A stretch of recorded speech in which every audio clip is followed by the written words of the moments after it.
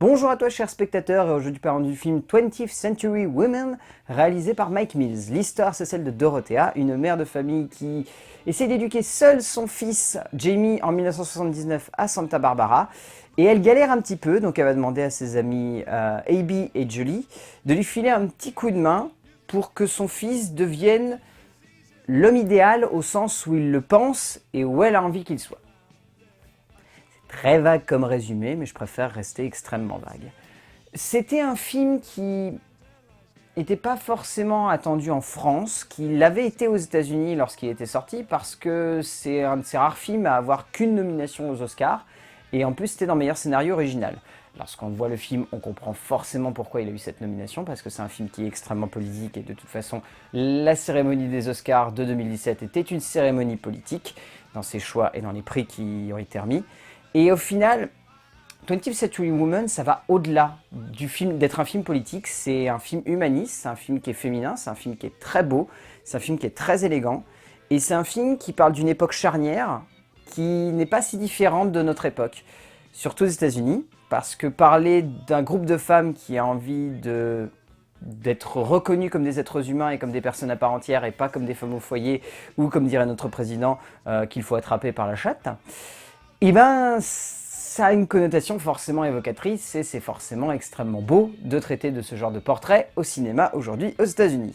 D'autant plus que Mike Mills, il fait pas beaucoup de longs métrages et celui-là rejoint un peu la veine de son début de cinéma où il aimait beaucoup parler justement de ces époques charnières où des personnages doivent apprendre à vivre avec une société et surtout à vivre avec leur temps.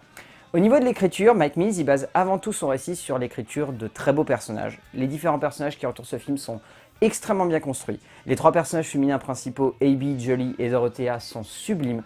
Ils sont terriblement élégants parce que c'est trois portraits de femmes qui représentent trois extrêmes d'une époque charnière. C'est-à-dire que ces trois femmes, elles veulent chacune trouver un idéal en poussant à l'extrême possible cet idéal. Dorothea, elle a envie de lâcher prise par rapport à son fils, donc elle va choisir de complètement le laisser partir en vrille et de le confier à Abby et à Julie. Abby, c'est une femme qui est en complète remise en cause parce qu'elle vient de découvrir qu'elle ne pourrait pas être une mère, ce que beaucoup de femmes sont représentées comme ça. Au travers de l'histoire, on a beaucoup représenté les femmes avant tout comme des mères, avant d'être représentées comme des femmes à part entière. Et Julie, en plus, c'est une femme qui, elle, de son côté, a envie de profiter le plus possible de la vie, quitte à justement aller dans trop d'extrêmes et à se perdre. Donc c'est trois femmes qui ont trois visions du monde extrêmement éloignées les unes des autres, et qui vont se rejoindre par Jamie, et qui, au travers de Jamie, vont réussir à synthétiser et surtout à poser le pour et le contre de leur situation. En plus de permettre à Jamie de devenir l'homme idéal qu'il a envie d'être, et que les femmes attendent d'un homme idéal. C'est assez particulier, mais c'est vraiment bien construit au sein du film. Là où Mike Mills est aussi surprenant, c'est qu'il joue beaucoup avec les tons, les genres et les rythmiques. On a constamment des oscillations entre comédie, drame, romance et tragédie. Il y a des moments qui sont extrêmement tragiques dans le film, qui sont extrêmement tristes, teintés d'une énorme nostalgie. Et il y a également des moments d'humour qui sont assez surprenants.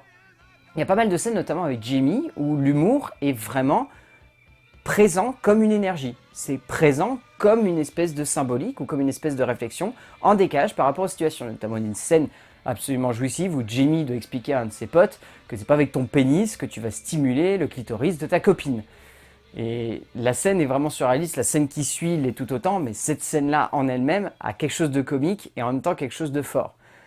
Au niveau de la mise en scène, Mike Mills, il veut jouer entre un espèce de rythme bâtard où la mise en scène ne va jamais être flamboyante et va tout le temps osciller entre un espèce d'aspect didactique et un espèce d'aspect réflexif. C'est-à-dire que constamment tout au long du film, il va appuyer le propos de son long métrage par le biais de références de cette époque-là qui étaient essentielles pour les femmes et surtout pour les femmes qui avaient envie de faire avancer les époques.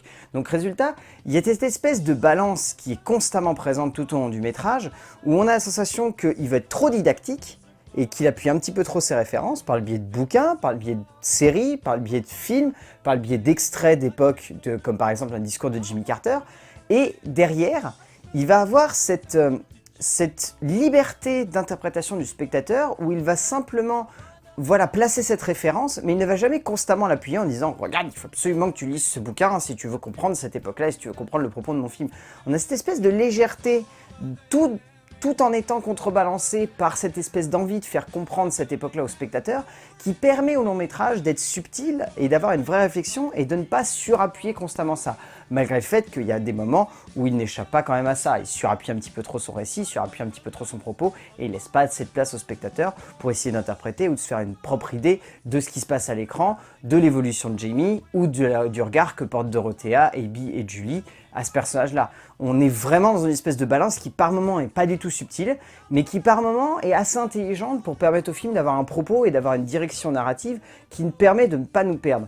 Puis au-delà de ça, il y a un très joli travail de montage, les plans sont très beaux, il y a un petit travail de format qui est assez particulier, c'est-à-dire qu'en gros, le film de Mike Mills est tourné en 16/9, mais il a légèrement rappuyé les bords de son cadre en haut, comme pour essayer de former une petite fenêtre, comme si finalement on regardait dans un film des personnages vivre.